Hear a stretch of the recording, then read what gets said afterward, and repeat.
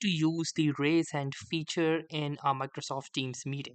So, hey guys, welcome to this tutorial. In this tutorial, I'll be guiding you through the exact steps on how you can enable the raise hand feature in your Microsoft Teams meeting.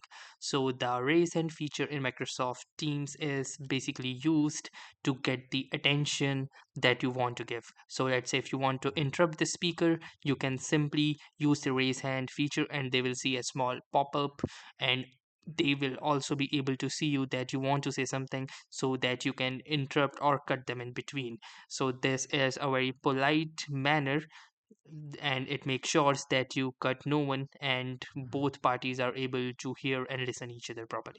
So let me show you how you can do this.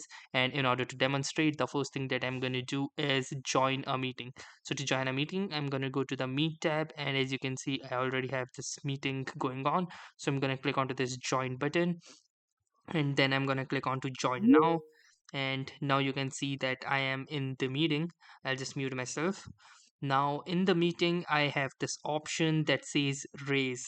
So you can simply click onto this raise hand option, and now you can see that a small icon appears under the people. And once you will click onto this, you can see that I have raised hands. So all of the participants that will raise hands will be appearing in this particular section of participants, and you will also be able to view the order in which they have raised their hands.